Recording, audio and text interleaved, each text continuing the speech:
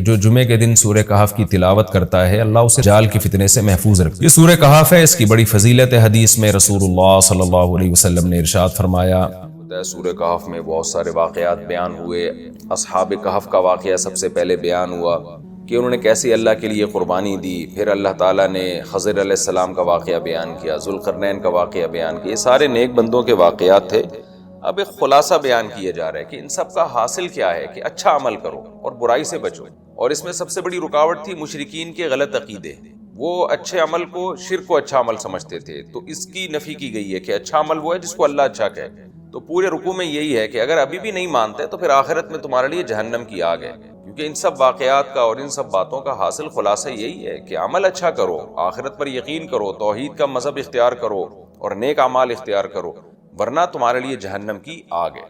تو اللہ تعالیٰ فرماتے ہیں افحسب الذین کفروا ان یتخذوا عبادی من دونی اولیاء، کیا وہ لوگ جو کافر ہیں انہوں نے یہ گمان کر رکھا ہے کہ وہ ٹھہرا لیں مجھے چھوڑ، میرے بندوں کو ٹھہرا لیں مجھے چھوڑ کر اپنا دوست۔ یعنی اس تفصیل جو ہم نے سورہ کہف میں بیان کی ہے اس کے بعد بھی یہ گمان کر رکھا ہے کہ یہ کوئی ٹھیک عمل ہوگا کہ ذوالقرنین کو فتح دینے والا اللہ، خضر علیہ السلام کے پاس موسیٰ علیہ السلام کو بھیجنے والے اللہ، پھر تکوینی امور خضر علیہ السلام کے ذریعے کیسے کیسے کام اللہ کر رہا ہے، پھر اصحاب کہف کو کیسے اللہ نے بچایا، اور اللہ نے اپنی کتنی قدرت اور نعمت و باغ والوں کا واقعہ اللہ نے بیان کیا کہ اللہ پر اعتماد نہیں کیا، توکل نہیں کیا، کیسے ان کا باغ ہلاک ہو گیا۔ تو ان سب باتوں کے بعد پھر یاجوج ماجوج کا اللہ نے بیان کیا۔ تو ان سب باتوں کے بعد بھی کیا تم یہ سمجھتے ہو کہ یہ کوئی مناسب کام ہے کہ تم میرے بندوں کو، یعنی جو میرے غلام ہیں ان کو معبود بنا لو؟ غلام کا بھی معبود ہو سکتا ہے، یعنی اولیاء یہاں دوست سے مراد ہے، ان کو معبود بنا لینا۔ انا اعتدنا جہنم للکافرین نزلا، ایسے کافروں کے لیے تو ہم نے جہنم تیار کر کے رکھی ہے، نزلا بطور مہمانی کے، یہ ایک تحکم کہتے ہیں اس کو، یعنی اس کو مہمانی تو نہیں ہے حقیقت میں، لیکن جب آپ کسی کو بڑی شدید وعید سناتے ہیں تو آپ یہی کہتے ہیں کہ تو آ میں تیرا اکرام کروں گا زہر کے ذریعے۔ تو وہاں اکرام کا لفظ ایک مجازاً استعمال کیا جاتا ہے، اور اس کو بیان کرنے کے لیے کہ یہ جیسے اکرام میں پورا اہتمام کیا جاتا ہے نا، تو تجھے مارنے کا بھی ہم نے پورا اہتمام کیا، تو مجازاً اس کو مہمان نوازی سے تعبیر کیا جاتا ہے، دعوت سے تعبیر کیا جاتا ہے۔ آگے اللہ فرماتے ہیں قل هل ننبئکم بالاخسرین اعمالا، کیا ہم تمہیں ان لوگوں کو نہ بتائیں جو خسارے کے اعتبار سے بہت بڑے خسارے والے ہیں۔ بہت بڑے خسارے والا اس لیے کہا کہ دو قسم کے لوگ خسارے میں ہوتے ہیں، ایک وہ جو برا عمل کریں اور اس کو برا سمجھ کے کریں، ان کو پتہ ہے کہ ہمیں سزا ملے گی اس کی، اور سزا ملتی ہے، اللہ تعالیٰ ہم سب کو محفوظ رکھے۔ دوسرا وہ لوگ ہیں جو برا عمل کر رہے ہیں لیکن یہ سمجھ کے کر رہے ہیں کہ یہ اچھا ہے، تو وہ امیدیں لگا کے بیٹھے ہوتے ہیں کہ اس کا ہمیں بہت فائدہ ہوگا، تو یہ زیادہ خسارے والے لوگ ہیں، کیونکہ ان کی تو امیدوں پہ بالکل پانی پھر جائے گا۔ ان کے ساتھ تو وہ ہوگا جن کی ان کو توقع ہی نہیں تھی۔ ایک آدمی امتحان کی تیاری ہی نہیں کرتا، ایک طالب علم، ایک اسٹوڈنٹ تیاری ہی نہیں کرتا، اسے پتہ ہے میں نے فیل ہونا ہے، لیکن ایک تیاری کر رہا ہے فزکس کی، حالانکہ پیپر جو ہے میتھ کا آنے والا ہے، تو جب اس کے سامنے پیپر آئے گا تو اس نے تو اتنی محنت کی ہوگی فزکس کے لیے، اور پتہ چلا پیپر جو ہے وہ میتھ کا ہے جس کا آپ کو پتہ ہی نہیں تھا کہ تیاری نہیں کی، اس کا غم کتنا ہوگا۔ تو اللہ فرماتے ہیں آؤ ہم تمہیں بتاتے ہیں، کچھ لوگ دنیا میں ایسے ہیں جو اعمال کے لحاظ سے بڑے خسارے میں ہیں۔ یہ وہ لوگ ہیں الذین ضل سعیہم فی الحیات الدنیا، کی دنیا کی زندگی میں ہی ان کی کوشش ضائع کر دی ہم نے، یعنی آخرت تک پہنچنے نہیں دیا اس کوشش۔ وہم یحسبون انہم یحسنون صنعا، جبکہ وہ یہ سمجھ رہے ہیں کہ وہ بہت زیادہ اچھی کوششیں کر رہے ہیں اور خدا ان سے بہت خوش ہو رہا ہے اور ان کوششوں پہ ان کو بہت زیادہ اجر ملنے والا ہے۔ مشرک یہی کرتا ہے نا، بدعتی یہی کرتا ہے، کافر یہی کرتا ہے، وہ چند چیزوں کو ٹھیک کر کے سمجھتا ہے کہ میں ہمیشہ کے لیے کامیاب ہوں، حالانکہ وہ سب ضائع ہو رہی ہیں، برباد ہو رہی ہیں، کیونکہ توحید کے بغیر اور وہ اعمال جن کو اللہ اس کے رسول نے اچھا کہا ہو، تو اللہ رسول سے پوچھے بغیر اگر کوئی عمل آپ کرتے ہیں تو آپ کی نظر میں اچھا ہے، وہ اللہ کی نظر میں اچھا نہیں، وہ ضائع ہو رہا ہے۔ تو فرمایا کہ اولئک الذین کفروا بآیات ربہم، یہ وہ لوگ ہیں جنہوں نے اپنے رب کی آیات کا انکار کیا۔ تو جو اپنے رب کی آیات کا انکار کرتا ہے وہ عمل کتنا ہی اچھا کر رہا ہو، اس بیچارے کو یہ پتہ نہیں ہے کہ اس کا یہ عمل ضائع ہو رہا ہے، دنیا میں ختم ہو جائے گا۔ وَلِقَائِهِ، اور یہ وہ لوگ ہیں جنہوں نے اپنے رب کی ملاقات کا انکار کیا۔ کسی کا اگر یہ عقیدہ نہیں ہے کہ قیامت قائم ہوگی، مجھے میرے اعمال کا حساب و کتاب دینا پڑے گا، تو قرآن سے پتہ چلتا ہے وہ کتنا ہی اچھا عمل کر لے، ساری انسانیت کو کھلائے، خدمت کرے اور دنیا کو امن سے بھر دے، لیکن اللہ کہتے ہیں کہ میری نظر میں اس کے عمل کی کوئی ویلیو نہیں، کیونکہ اس نے میری باتوں پہ یقین نہیں کیا، اس کو اہمیت ہی نہیں دی۔ جیسے کہ آگے اس کی اور ڈیٹیل آ رہی ہے، فَحَبِطَتْ أَعْمَالُهُمْ، اللہ فرماتے ہیں ان کے اعمال برباد ہو گئے، فلا نقیم لهم یوم القیامۃ وزنا، ہم قیامت کے دن ان کے عمل کے لیے وزن نہیں قائم کریں گے. وزن کا مطلب اس کو وزن دیں گے ہی نہیں، اس کو ویلیو نہیں دیں گے. تو عمل تو ہوگا ان کے پاس، کیونکہ آخرت میں تو سب کچھ سامنے آئے گا، اچھا عمل بھی برا عمل بھی، لیکن اس کے عمل کو وزن نہیں، کیونکہ وزن کے لیے ضروری ہے ایمان اور اخلاص. ایک آدمی ریاکاری کے ساتھ بہت اچھا عمل کرتا ہے، کروڑوں انسانوں کو کھانا کھلاتا ہے، بھوکوں کو زندگی دیتا ہے، لیکن اس کا مقصد اللہ کی رضا نہیں ہے، تو عمل کی کوالٹی کے لحاظ سے تو بہت، کوانٹٹی کے لحاظ سے تو بہت ہے، کوالٹی کے لحاظ سے اس میں وہ زیرو ہے. لیکن ایک آدمی آدھی کھجور دیتا ہے، نیت اللہ کو راضی کرنا ہے، تو اس آدھی کھجور کے صدقے میں بھی اللہ تعالیٰ بہت وزن ڈال دیں. تو اخلاص سے اور ایمان، ان دو چیزوں سے عمل میں وزن پیدا ہوتا ہے. تو اللہ کہتے ہیں ہم ان کے عمل کو قیامت کے دن وزن نہیں دیں گے. ذالک جزاؤہم جہنم، اور یہ ان کی جزا جہنم ہے. ان کو بتا کے دکھا کے کہا جائے گا بما کفروا، اس لیے کہ تم نے بہت بڑا جرم کیا تھا، تم نے خدا کا انکار کیا تھا. اب تم انسانیت کی خدمت کر کے یا لوگوں سے خوش اخلاقی سے پیش آ کے تم سمجھتے ہو کہ اچھا عمل کر رہے ہو، تو ٹھیک ہے اچھا عمل ہے، لیکن اس کے ساتھ ایک بہت برا جرم بھی تو تم نے کیا نا، اپنے بنانے والے کا تم نے انکار کیا. واتخذوا آیاتی ورسلی ہزوا، اور میری آیات اور میرے پیغمبروں کو مذاق بنا لیا. مذاق کا مطلب سیریس نہیں لیا ان کو. ہزوا یہ سنجیدگی جو ہے نا، جب ہم کوئی کام سنجیدگی سے کرتے ہیں اس کے اپوزٹ ہے کہ ہزو. تو ہزل بھی اسی معنی میں آتا ہے، اور ہزوا کا معنی میں ذرا توہین کا عنصر زیادہ ہے کہ سیریس نہیں لیا اور اس کو بالکل اگنور کیا، اس کی کوئی ویلیو ہی نہیں دی تم نے اس کو. تو استہزاء اسے کہتے ہیں. ہزوا استہزاء ایک ہی مفہوم ہے ان کا. تو آپ دیکھ لینا آج بڑے ایجوکیٹڈ پڑھے لکھے لوگ جو بڑی انسانیت کی خدمت کر رہے ہیں، ان کو جب کہا جائے اس کائنات کو کسی نے بنایا ہے، اس کے کیا حکام ہیں، تو کہتے ہیں یار یہ مذہبی لوگوں کی باتیں ہیں، مذہب کے چکر میں نہیں. تو آپ کیوں نہیں پڑھ رہے مذہب کے چکر میں؟ مذہب آپ کو بنانے والے کا انٹروڈکشن کروا رہا ہے، کریٹر کے بارے میں بتا رہا ہے کہ تم بھی پانی کے قطرے سے پیدا کیا، یہ ایسے ہی تھوڑی ہو گیا خود بخود، اور یہ سارا نظام چل رہا ہے، تم لذتوں سے لطف اندوز ہو رہے ہو، یہ کسی نے کیا ہے تمہارے لیے. لیکن لبرل لوگوں کو کوئی توجہ ہی نہیں ہوتی. ان کی نظر میں دنیا کا سب سے بور ترین ٹاپک وہ مذہب ہے. ہر چیز میں دلچسپی لیں گے، خدا سے ان کو کچھ بیر ہے، نہ خدا کا ذکر سنیں گے نہ خدا کا ذکر کریں گے. جیسے مشرکین کے بارے میں آتا ہے نا، وَإِذَا ذُكِرَ اللَّهُ وَحْدَهُ اشْمَأَزَّتْ قُلُوبُ الَّذِينَ لَا يُؤْمِنُونَ بِالْآخِرَةِ، کہ مشرکین کے سامنے جب اکیلے خدا کا ذکر کیا جائے نا تو ان کے دل تنگ ہونے لگتے ہیں، ایسے ڈپریشن میں جانے لگتے ہیں، یہ بور ہونے لگتے ہیں. یہ تو آج بھی آپ دیکھ لیں جو ہمارا ایجوکیٹڈ طبقہ جو مذہب سے دور ہے، اور دولت اللہ نے اس کو دی ہے، وسائل دیے ہیں، ٹھیک ہے انسانیت کی خدمت کر رہا ہوگا وہ، لیکن جب اس کے سامنے خدا کا تذکرہ کیا جائے تو ان کے دل بھی تنگ ہونے لگتے ہیں، بور ہونے لگتے ہیں. وہ کہ کوئی اور ٹاپک چھیڑو، اس سے کیا فائدہ ہمیں. تو یہی حال ہے. اللہ کہتے ہیں کہ انہوں نے میرے پیغمبروں کو اور میری آیات کو ایک مذاق بنا لیا تھا، اس کو سیریس نہیں لیا انہوں نے. یہ ان کا بہت بڑا جرم تھا. اس کے برعکس کچھ لوگ دوسرے تھے. قرآن کی عادت ہے جہاں برے لوگوں کا تذکرہ کرتا ہے وہاں اچھے لوگوں کا بھی تذکرہ کرتا ہے. ان الذین آمنوا وعملوا الصالحات، لیکن دوسری طرف وہ لوگ ہیں جو ایمان لائے اور انہوں نے نیک اعمال کیے.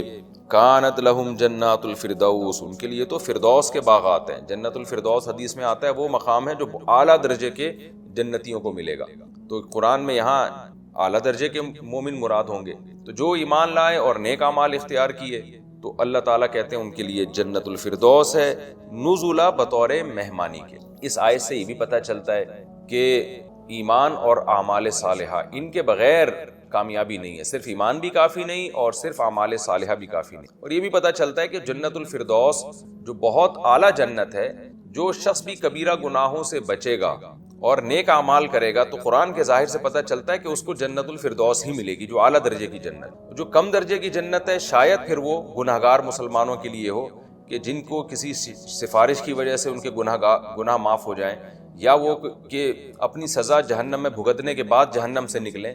تو بظاہر ایسا لگتا ہے کہ جنت الفردوس عام مسلمانوں کے لیے جو کبیرہ گناہوں سے بچتے ہیں، اور اس سے نیچے کی جنت ان لوگوں کے لیے جن سے گناہ ہو گیا تو کسی کی شفاعت کی وجہ سے قیامت کے دن بخشش ہو گئی، یا جہنم میں سزا کھانے کے بعد پھر وہ جنت میں جائیں گے.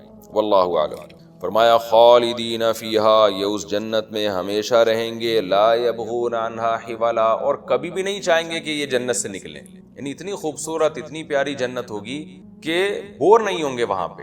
آپ کو پتہ ہے انسان کو کیسی ہی لگژری لائف دے دی جائے، ایک وقت کے بعد وہ اس لائف سے تھکتا ہے، وہ چاہتا ہے اس سے کچھ آگے کا ملے مجھے. ہم نے دیکھا ہے مالداروں کے پاس گاڑیاں آتی ہیں، بڑی بڑی گاڑیاں، پھر وہ کچھ وقت کے بعد اس گاڑی کو چینج کرنے کا سوچتے ہیں، یار اس کو بیچو دوسری لو.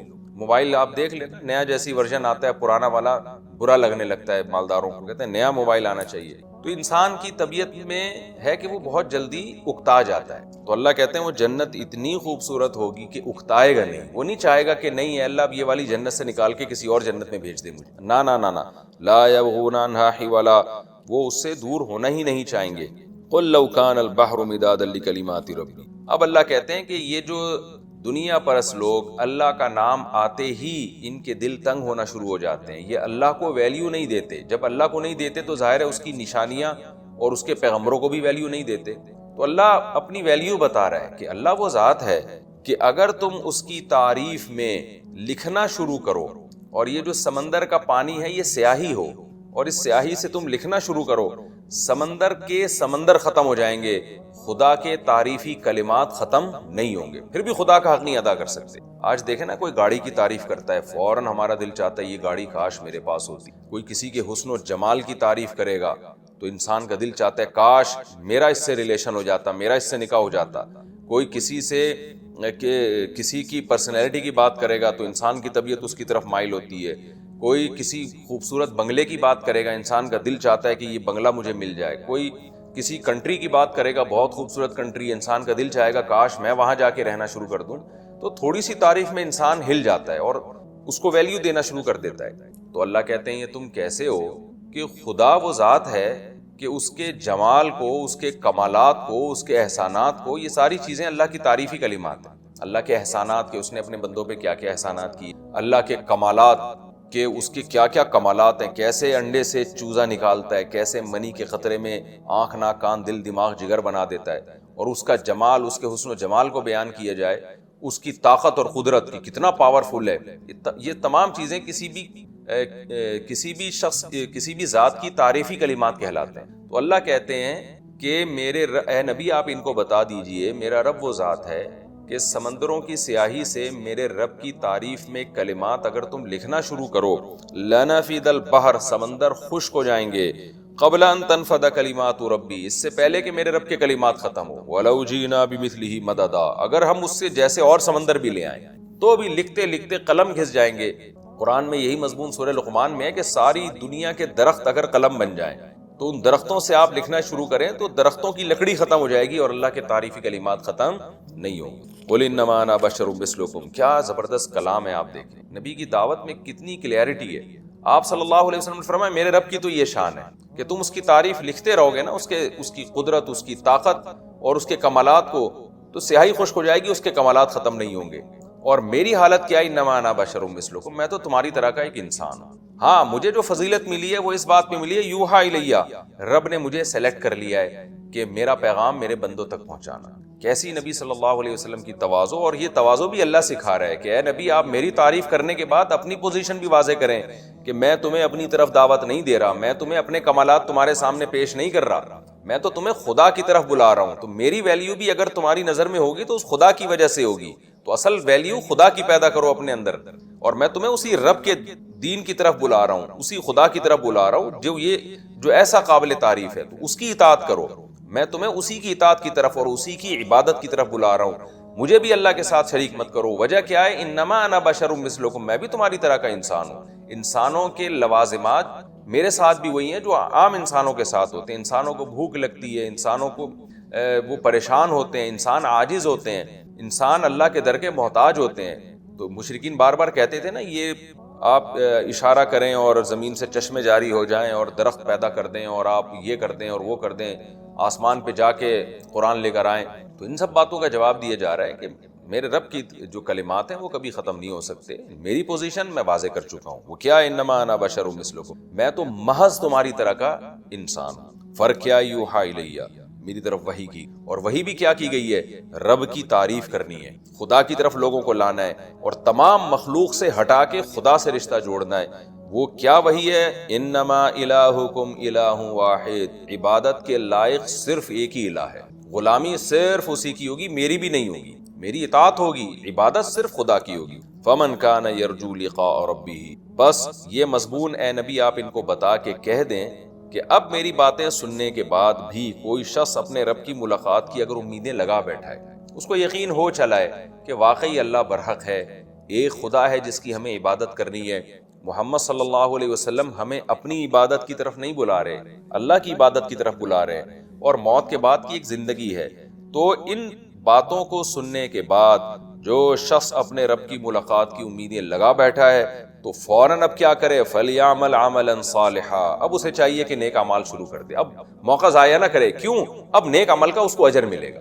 جو رب کو ایک نہیں مانتا اور موت کے بعد کی زندگی کا قائل نہیں ہے, وہ عمل صالح نہ کرے, اس کا کوئی فائدہ نہیں, ضائع ہونے والا ہے. یہ بالکل ایسی مثال ہے, یہ ایسا انداز ہے قرآن کا بیان کرنے کا کہ جیسے آپ نے کہیں جانا ہو, کوئی آپ کی بڑی اچھی جاب لگ گئی ہو, کوئی آپ کو آ کے بتائے کہ بھئی امریکہ میں تمہاری جاب لگ گئی اور لاکھوں روپے تمہاری تنخواہ ہے, اور بس ایک سادہ سا انٹرویو ہوگا, اس کی تیاری کر لو.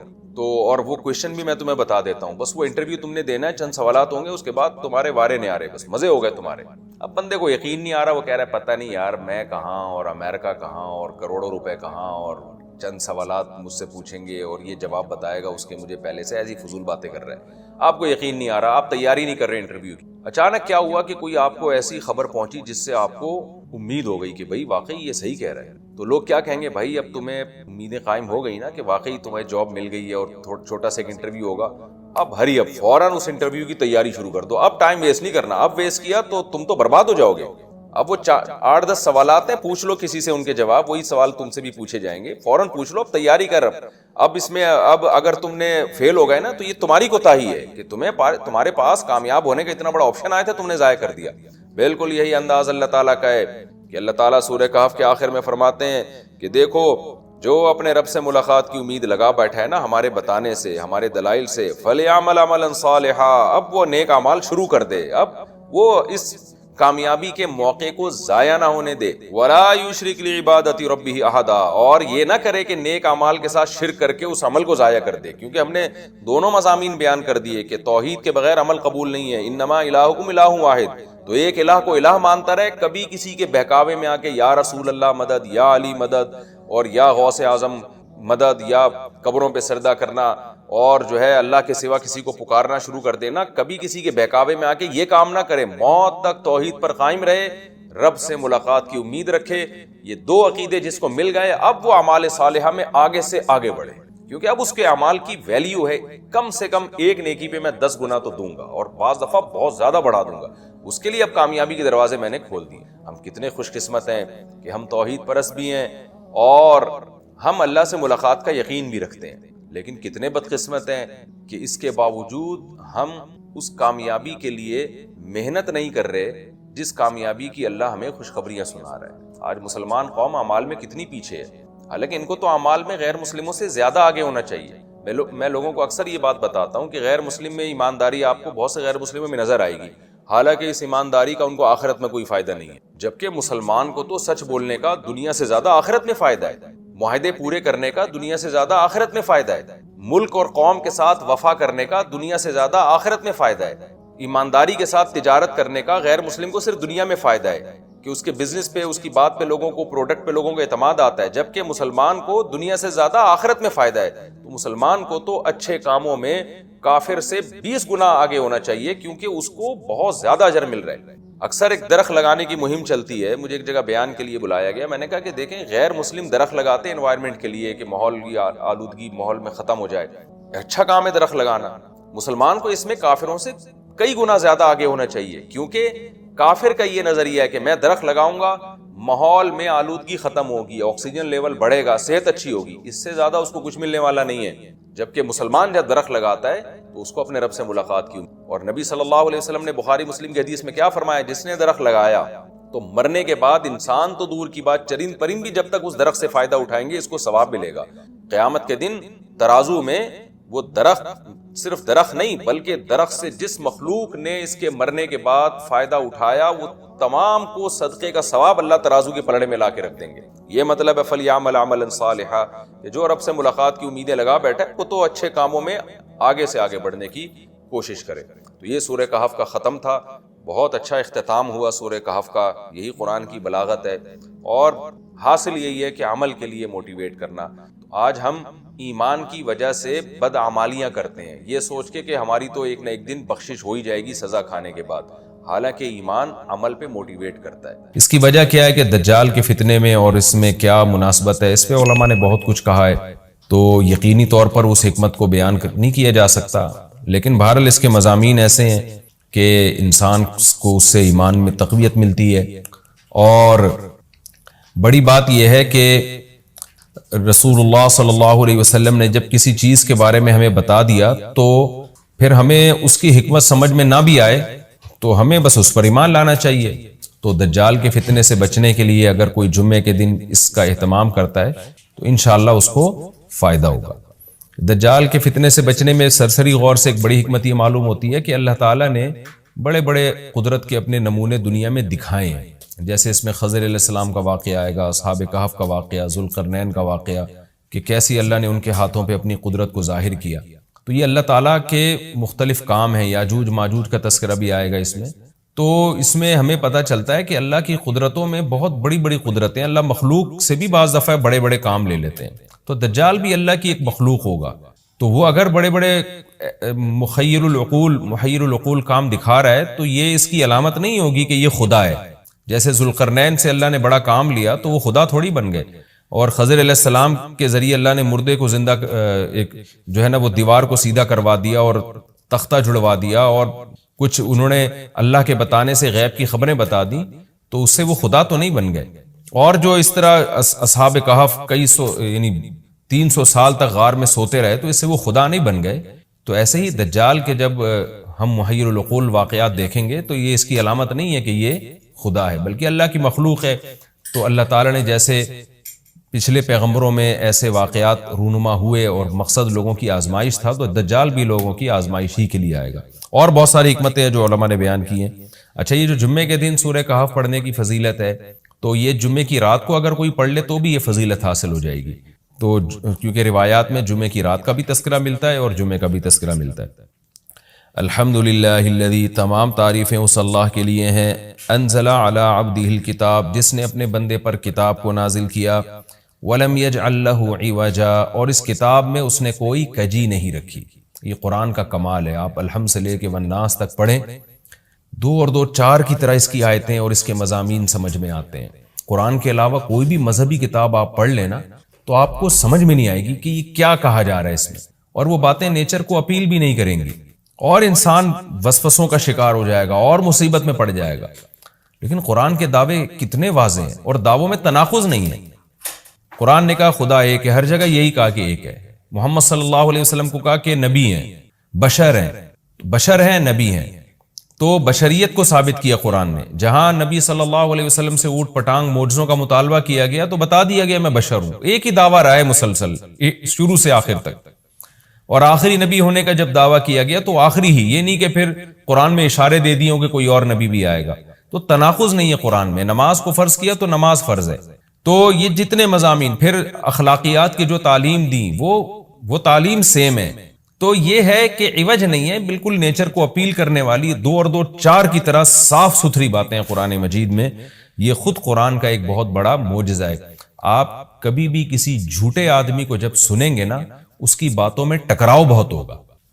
میں ایک دفعہ تحقیق کر رہا تھا، یہ منکرین حدیث جو ہیں جنہوں نے کہا دعویٰ کیا کہ حدیث حجت نہیں ہے، تو ہمارے شیخ حضرت مفتی رشید احمد صاحب رحمہ اللہ تعالی نے اصل الفتاویٰ کی 2 جلد میں ان کے خلاف بہت کچھ لکھا ہے۔ تو اس میں ایک بڑی دلچسپ بات یہ تھی کہ جب یہ منکرین حدیث کا جو بانی ہے نا، پرویز نام تھا اس کا، پورا نام اس وقت ذہن میں نہیں ہے، تو اس کی کتابوں سے حضرت نے تناقض نکالا۔ مفتی رشید احمد صاحب رحمۃ اللہ علیہ نے تناقض کیا نکالا؟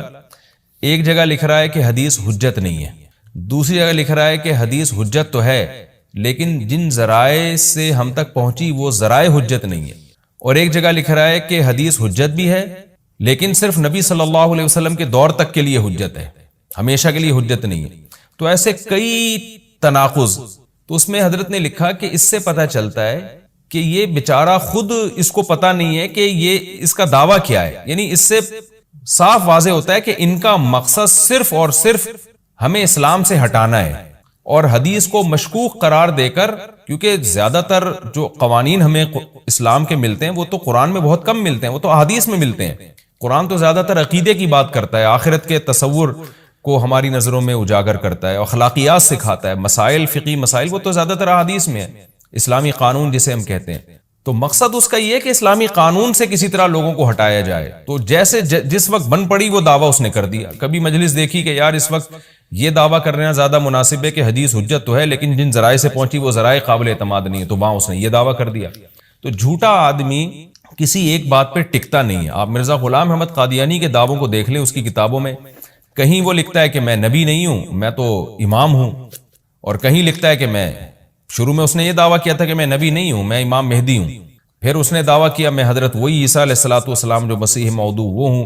اس کی کتابوں میں اتنا ٹکراؤ ہے، وجہ اس کی یہ ہے کہ باطل کا ایک ہدف ہوتا ہے، تو وہ دیکھتا ہے کہ جیسا دیس ویسا بھیس، جیسے اس کا ہدف ہوتا ہے شہرت، دولت، اور یا لوگوں میں پھوٹ ڈالنا، یا کوئی منصب حاصل کرنا کسی سے، تو وہ پھر دیکھتا ہے کہ جس وقت جو طریقہ اس کو سوٹیبل لگتا ہے نا، وہ وہی طریقہ اختیار کر لیتا ہے۔ تو ہر باطل میں یہ ہوتا ہے، آج بھی ہم دیکھتے ہیں جو اہل باطل ہوتے ہیں وہ کسی ایک بات پہ ٹکتے نہیں ہیں۔ ایک تو ہوتا ہے نا انسان سے غلطی سے ایک دعویٰ ہو گیا، اس سے رجوع کر لے، وہ ایک الگ چیز ہے، وہ تو ہر انسان سے خطا ہو سکتی ہے، لیکن اہل باطل کے دعووں میں بہت ٹکراؤ ہوتا ہے، وہ کسی ایک بات پہ ٹکتے نہیں ہیں۔ آج بہت سارے اسکالرز ایسے ہیں کہ آپ جب ان کی تقریریں سنیں گے یا ان کی کتابیں پڑھیں گے تو انہیں بہت ٹکراؤ نظر آئے گا، اسی سے صاف پتہ چل جاتا ہے کہ یہ لوگ اپنے دعوے میں مخلص نہیں ہیں، ان کا مقصد پھوٹ ڈالنا ہے۔ تو جتنی جو تحریف شدہ آسمانی کتابیں ہیں، یہ جتنے باطل مذاہب ہیں، ان میں بھی آپ کو یہ ٹکراؤ نظر آئے گا۔ تو قرآن یہ دعویٰ بار بار کرتا ہے کہ اللہ تعالیٰ نے جو کلام اپنے حبیب صلی اللہ علیہ وسلم پہ نازل کیا، اس میں آپ کو عوج نظر نہیں آئے گا، کوئی کجی نظر نہیں آئے گی، بہت واضح 2 اور 2 4 کی طرح وہ اپنے دعووں کو دعوے کرتا ہے قرآن مجید، اور اس پر دلائل قائم کرتا ہے۔ قیماً، اللہ فرماتے ہیں سیدھا سیدھا کلام ہے، لینذر بأسا، تاکہ یہ ڈرا دے۔ کہ اللہ تو نے اتنا صاف ستھرا کلام نازل کیوں کیا؟ اللہ کہتے ہیں 2 وجہ سے، برے لوگوں کو ڈرانے کے لیے، اچھے لوگوں کو امیدیں دلانے کے لیے، تاکہ برے لوگ برائی سے بچیں اور اچھے لوگوں کو موٹیویشن ملے۔ یہ دعویٰ بھی قرآن کا کتنا پیارا اور کتنا صاف ستھرا ہے۔ برائی کو ختم کرنا چاہتا ہے قرآن، اچھائی کو پروموٹ کرنا چاہتا ہے۔ لِيُنذِرَ بَأْسًا شَدِيدًا، ہم نے کیوں نازل کیا؟ تاکہ یہ ڈرا دے شدید عذاب سے، مِن لَدُنْہُ، اللہ کی طرف سے، یعنی اللہ کی طرف سے ڈرا دے۔ وَيُبَشِّرَ الْمُؤْمِنِينَ، اور ایمان والوں کو خوشخبریاں سنا دے۔ کون سے ایمان والے؟ الَّذِينَ يَعْمَلُونَ الصَّالِحَاتِ، جو اچھے اعمال کرتے ہیں۔ کیا خوشخبری سنا دے؟ ان لہم اجرا حسنا، کہ ان کو اجر ملے گا بہت اچھا، اور ایسا اجر ملے گا ماکثین فیہ ابدا، رہیں گے اس اجر میں وہ ہمیشہ ہمیشہ۔ وینذر الذین قالوا، اور تاکہ یہ کلام ڈرا دے ان لوگوں کو، الذین قالوا، جو کہتے ہیں اتخذ اللہ ولدا۔ اللہ نے ڈرانے کا ذکر 2 دفعہ کیا، اس لیے کہ ایک تو عام لوگ جو برے ہوتے ہیں ان کو ڈرا دے، اور مشرکین میں خاص طور پر یہ برائی تھی کہ یہود و نصارہ کی باتوں میں آ کے اللہ کے لیے اولاد ٹھہرا لیا کرتے تھے، وہ فرشتوں کو بیٹیاں کہہ دیا، یا عیسائیوں کی باتوں میں آ کے اللہ کے لیے اولاد ٹھہرا دی۔ تو اس لیے اللہ نے خاص طور پر ان مشرکین اور ان کافروں کا ذکر کیا جو نبی صلی اللہ علیہ وسلم کے دور میں اللہ کے لیے اولاد ٹھہراتے تھے، کہ اللہ ان کو بھی ڈرا دیا جائے۔ وَيُنذِرَ الَّذِينَ قَالُوا، اور ڈرا دے ان لوگوں کو جو کہتے ہیں اتخذ اللہ ولدا، کہ اللہ نے ٹھہرا لی ہے اولاد۔ سورہ کہف بھی مکی صورتوں میں سے ہے نا، تو اس میں بھی توحید کا مضمون بہت ہوگا۔ ما لہم بہ من علم، نہیں ہے ان کے لیے اس دعوے پر کوئی دلیل، ولا لآبائہم، اور نہ ان کے باپ دادا کے پاس کوئی دلیل تھی۔ یہ اکثر کہتے تھے نا، بھائی ٹھیک ہے ہمارے پاس دلیل نہیں ہے لیکن ہم اپنے باپ دادا کو فالو کرتے ہیں، تو اللہ کہتے ہیں تمہارے باپ دادا کے پاس کون سے اس دعوے کی کوئی دلیل تھی؟ اور یہ جملہ ہلکا نہیں ہے، کبرت کلمتن، بہت بڑا ہے یہ کلمے کے اعتبار سے، ایسا کلمہ جو ان کی منہ سے نکلتا ہے، منہ سے نکلنے والا کلمہ یہ بہت بڑا کلمہ ہے، بہت بھاری ہے زمین اور آسمان پر، کہ اللہ کے لیے اولاد ٹھہرا دی۔ ان یقولون الا کذبا، نہیں بولتے یہ لوگ مگر نرا جھوٹ بولتے ہیں یہ۔ فلعلک باخع نفسک علی آثارہم، اللہ تعالیٰ اپنے حبیب صلی اللہ علیہ وسلم کو تسلی دے رہے ہیں کہ اتنا سری جھوٹ بولتے ہیں اور آپ کی دعوت اتنی واضح ہے پھر بھی یہ ایمان نہیں لاتے، تو اے نبی کہیں ایسا نہ ہو کہ آپ غم میں اپنی جان ہی نہ ہلاک کر بیٹھیں، کیونکہ رسول اللہ صلی اللہ علیہ وسلم کا دل بہت گھٹتا تھا کہ اتنی واضح بات میں کر رہا ہوں، اتنا میرے دعوے میں اتنی کلیئرٹی ہے، اس کے باوجود یہ مانتے کیوں نہیں ہیں؟ تو غم سے آپ کا سینہ گھٹتا تھا، تو اللہ نے آپ کو بتایا کہ یہ آپ کی حالت یہ ہو گئی ہے شاید کہ آپ اپنی جان ہی ہلاک کر بیٹھیں۔ دیکھیں اللہ کا شاید یہ ہماری زبان میں اللہ ہم سے بات کرتے ہیں نا، ورنہ اللہ کے لیے تو شاید نہیں، اللہ کے لیے جو چیز ہوتی ہے یقینی ہوتی ہے۔ تو یہاں شاید کا مطلب کیا ہوگا کہ کوئی بھی دیکھنے والا آپ کی کنڈیشن کو دیکھے نا اس وقت، تو وہ کہے گا کہ آپ کی موت نہ واقع ہو جائے، اتنا غم ہے آپ کو۔ تو مقصد ہے غم کی شدت کو بیان کرنا۔ تو اللہ فرماتے ہیں شاید کہ آپ اپنی جان ہی ہلاک کر بیٹھے ان کے پیچھے، یعنی ان کے غم میں۔ اگر یہ لوگ اس قرآن پر ایمان نہ لے کر آئے، اسفا، افسوس اور غم میں آپ کی جان ہی کہیں آپ ہلاک نہ کر بیٹھیں۔ پھر آگے اللہ بتا رہے ہیں کہ یہ ایمان کیوں نہیں لے کر آتے۔ آپ غم نہ کریں، آپ کی دعوت میں کوئی کمی نہیں، آپ کے دلائل میں کوئی کمی نہیں، ایمان نہ لانے کی وجہ ہم بتاتے ہیں کیا ہے۔ کچھ لوگ لائیں گے، کچھ نہیں لے کر آئیں گے، وجہ کیا ہے وہ ہم بتا رہے ہیں اگلی آیت میں، اِنَّا جَعَلْنَا مَا عَلَى الْأَرْضِ، ہم نے بنایا ہے ہر اس چیز کو جو زمین کے اوپر ہے، زینت اللہ، زمین کے لیے یعنی زمین والوں کے لیے زینت، اٹریکٹیو بنایا ہم نے۔ زمین اجڑی ہوئی ہوتی، کسی کا دل ہی نہ لگتا زمین میں، تو سارے آخرت ہی کی فکر میں لگ جاتے، لیکن زمین میں اٹریکشن ایسی پیدا کر دی ہے کہ یہ اللہ سے غافل کرتی ہے، حق سے دور کرتی ہے۔ ہر آدمی اس زمین کی زینت کو حاصل کرنے کی کوشش کرتا ہے۔ زینت وہ چیز ما یتزین، جو مزین ہوتی ہے اور جس کی طرف انسان کی اٹریکشن ہوتی ہے، چاہے حقیقت میں وہ اٹریکشن کے قابل ہو یا نہ ہو۔ جیسے گندگی کا ڈھیر ہے، اٹریکشن نہیں ہوتی، لیکن آپ نے اس کے اوپر ایک خوبصورت ململ کا کپڑا ڈال کے خوشبو چھڑک دی تو اب وہ دیکھنے میں بھلی لگنے لگے گی۔ تو جو چیز دیکھنے میں بھلی لگتی ہے اس کو مزین کہا جاتا ہے، چاہے حقیقت میں ہو یا نہ ہو۔ تو اللہ نے کہا کہ ہم حقیقت میں زمین اچھی ہے یا نہیں ہے، یہ لوگ اس کو نہیں دیکھتے، بس اٹریکٹیو ہے، اس کو دیکھتے ہیں کہ اس کا یہ اٹریکٹ کرتی ہے اپنی طرف۔ حقیقت میں دیکھا جائے تو مسافر خانہ ہے نا، کتنی بھی مل جائے تو ختم ہونے والی ہے، تو فنا ہونے والی چیزوں سے کون دل بہلاتا ہے۔ لیکن اللہ بتا رہے کہ ہم نے چونکہ اس کو مزین کر دیا ہے، تو اس مزین ہونے کا نتیجہ یہ ہے کہ کچھ لوگ اس میں پڑھ کے اللہ کو بھول جاتے ہیں اور کچھ اس کی حقیقت کو دیکھ کر اللہ کو یاد رکھتے ہیں۔ تو آزمائش جبھی ممکن ہے جب اس زمین کو اٹریکٹیو بنایا جائے۔ آگے اس لیے اللہ نے فرمایا کہ ہم نے بنایا ہے جو کچھ اس زمین کے اوپر ہے، زینت اللہ، زمین کے لیے مزین۔ کیوں بنایا ہے؟ لِنَبْلُوَهُمْ، تاکہ ہم لوگوں کو آزمائیں، ایہم احسن عملا، کہ ان میں عمل کے لحاظ سے زیادہ اچھا کون ہے۔ اگر زمین کو مزین نہ بنایا جاتا تو سارے عمل کے لحاظ سے بہت اچھے ہو جاتے، کیونکہ قربانی نہ دینی پڑتی۔ اب اس مزین زمین کی بہت سی چیزوں کو چھوڑنا پڑتا ہے، نماز کے وقت دکان چھوڑنی پڑتی ہے، اور صدقات و خیرات کے وقت مال کی قربانی دینی پڑتی ہے، اور جو شریعت کے جتنے بھی احکام ہیں تو جاہ کی قربانی دینی پڑتی ہے، منصب کی قربانی دینی پڑتی ہے۔ تو اللہ کہتے ہیں ہم نے چونکہ مزین بنا دیا تاکہ ہم لوگوں کو آزمائیں۔ تو ظاہر ہے جب آزمائش ہوتی ہے تو اے نبی کچھ لوگ کامیاب ہوتے ہیں اور کچھ لوگ ناکام ہوتے ہیں۔ تو آپ چاہتے ہیں کہ ساری دنیا ایمان لے آئے، سارے نیک بن جائیں، یہ آپ کی چاہت پوری نہیں ہو سکتی، کیونکہ امتحان میں 100% لوگ کامیاب عام طور پر نہیں ہوا کرتے۔ وَإِنَّا لَجَاعِلُونَ مَا عَلَيْهَا صَعِيدًا جُرُزًا، اور یاد رکھو جو کچھ زمین کے اوپر ہے ہم اس کو بنانے والے چٹیل میدان۔ یعنی اللہ نے جب یہ کہا نا کہ زمین کے اوپر کی چیزوں کو ہم نے مزین کر دیا، تو آگے نافرمانوں کو ایک دھمکی بھی دے دی ہے کہ تم جو اس میں پڑھ کر ایمان سے اور نیک عمل سے غافل ہو رہے ہو کہ بھئی اتنی اٹریکشن ہے، تو اس کا ایک دوسرا پہلو بھی ہے۔ وہ پہلو کیا ہے؟ چٹیل میدان بن جائے گی، سب تباہ و برباد ہو جائے گا۔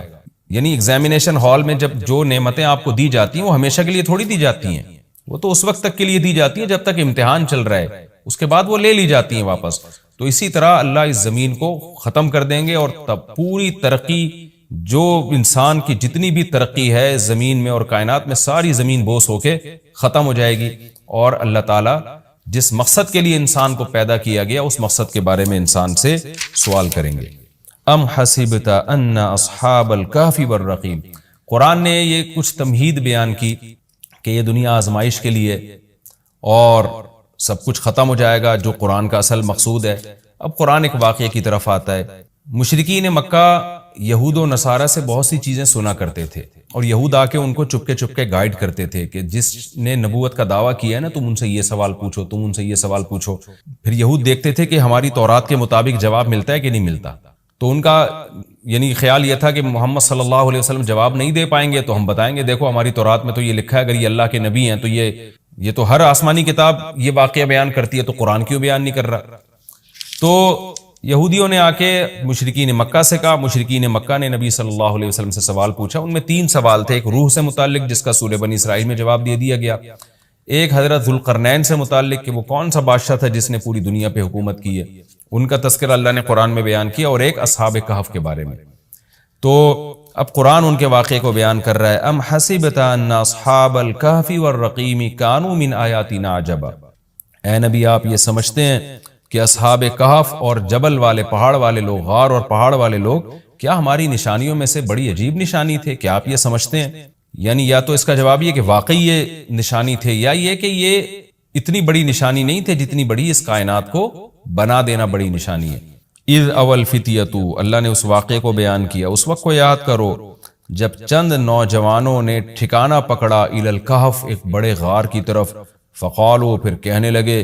اب دیکھیں قرآن جب واقعہ بیان کرتا ہے نا تو سوال تو مشرکین نے اصحاب کہف کا پوچھا تھا، بتا دیا جاتا بھئی ایک زمانے میں اصحاب کہف تھے جو مشرک بادشاہ تھا جس کے ظلم سے تنگ آ کے وہ علاقہ چھوڑ کے چلے گئے اور 300 سال غار میں رہے، اور پھر 300 سال کے بعد واپس آئے اور لوگوں نے پھر بڑی عقیدت کی، محبت کی، بس اتنا کافی تھا۔ لیکن قرآن واقعہ اس انداز سے بیان کرتا ہے کہ اس میں اسباق ملنا شروع ہو جائیں، ہمیں اس میں اسباق ملنا شروع ہو جائیں۔ اب دیکھیں شروع کیسے کیا جا رہا ہے، کیا تم یہ سمجھتے ہو کہ اصحاب کہف کا واقعہ کوئی عجیب واقعہ ہے؟